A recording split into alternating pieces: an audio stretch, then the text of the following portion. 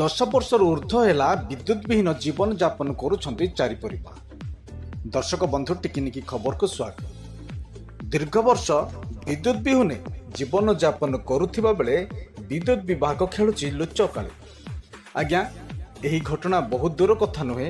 ଆମ ଘୋଦେଗିରି ବ୍ଲକ ଅଧୀନରେ ଥିବା ଗ୍ରେସିଙ୍ଗିଆ ପଞ୍ଚାୟତର କିରାମାହା ନିକଟ ଟିବେରପାଙ୍ଗା ଗ୍ରାମର କଥା ଆମେ କହୁଛୁ। ସୂଚନା ଯାହା ପ୍ରାପ୍ତ ହୋଇଛି ଘଟଣାସ୍ଥଳରୁ ଚତୁଃପାର୍ଶ୍ୱ ଜଙ୍ଗଲ ମଧ୍ୟରେ ବସବାସ କରୁଥିବା ପରିବାର ଦୀର୍ଘ ବର୍ଷରୁ ଊର୍ଦ୍ଧ୍ୱ ହେବ 10 ବର୍ଷରୁ ଊର୍ଦ୍ଧ୍ୱ ହେବ ବିଦ୍ୟୁତ ବିହୀନ ଜୀବନ ଯାପନ କରୁଛନ୍ତି। ସରକାର ତ କିରୋସିନ ଦେବା ବନ୍ଦ କରିଦେଲେ, ହେଲେ ସେମାନେ କରିବେ କ'ଣ? କ୍ୟାଣ୍ଡେଲ ଓ ଚାର୍ଜ ଲାଇଟ୍ ସେମାନଙ୍କ ସାହା ଭରସା ପାଲଟିଛି। ଯଦି କୌଣସି କାରଣବଶତଃ ଚାର୍ଜ ଲାଇଟ୍ ଚାର୍ଜ କରିପାରିଲେ ନାହିଁ, ତେବେ ସେମାନେ ଅନ୍ଧାରରେ ରହିଲେ। ଏପରି ଦୁଃଖ ଦେଖିବାକୁ ମିଳୁଛି।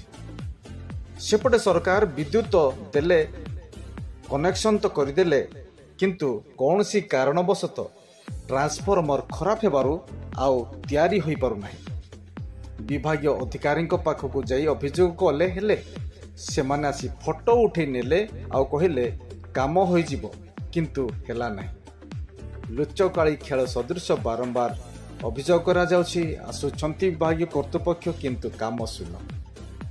ଆଜ୍ଞା, ଏହି ଗ୍ରାମରେ ଚାରି ପରିବାର ବସବାସ କରନ୍ତି। ସେମାନଙ୍କର ଛୋଟ ଛୋଟ ଛୁଆ ବି ରହିଛନ୍ତି।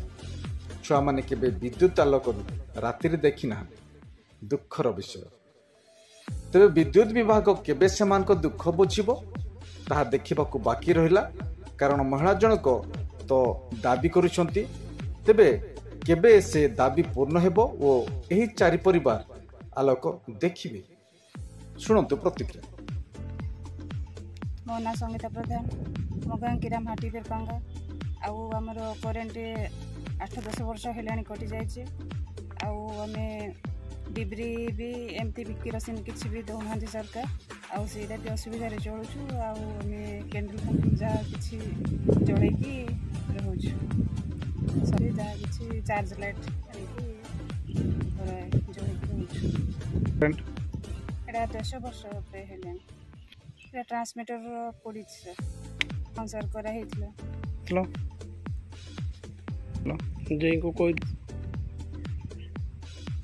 ଜେଇଙ୍କୁ କହିଥିଲୁ ସାର୍। ହଁ ଆସିବେ, ଆଉ ଲୋକମାନଙ୍କୁ ପଠାଇଦେବୁ, ତିଆରି କରିଦେବେ ବୋଲି କହିଲି। ଆଉ ସେଠୁ ଆସିକି ଖାଲି ଦେଖିକି ପଳେଇଲେ। ଆଉ କିଛି ବି ପୁଣି ଆଉ ଥରେ କରାହେଇଥିଲା ସାର୍। ଏ ମଝିରେ ବି ଆସିକି ଦେଖିକି ଯାଇଥିଲେ। ହଁ ଆସିବୁ, ଆଉ ଏମିତି ଟ୍ରାନ୍ସମିଟର ଲଗେଇଦେବୁ, ବୋର୍ଡ଼ ଫୋର୍ଡ଼ ବି ଲଗେଇ ଦେଇକି ତିଆରି କରିଦେବୁ ବୋଲି କହିଲେ। ଆଉ ସେଠୁ ଆସି ଫଟୋ ଉଠେଇକି ନେଇକି ଯାଇଛନ୍ତି। ଆମର କରେଣ୍ଟ ପ୍ରୋବ୍ଲେମ୍ ରହିଛି ସାର୍। ଶୀଘ୍ର ଆମର କରେଣ୍ଟ କ୍ଲିୟର କରିଦିଅନ୍ତୁ। ଆଉ ଆମର ପିଲା ଛୁଆ ବି ଅଛନ୍ତି, ପାଠ ପଢ଼ାପଢ଼ି ବି ଅସୁବିଧା ହେଉଛନ୍ତି। ଆଉ କରେଣ୍ଟ କ୍ଲିୟର କରିଦେଲେ ଆମର ପିଲାମାନେ ବି ସୁବିଧା ସହଯୋଗରେ ରହିପାରିବେ।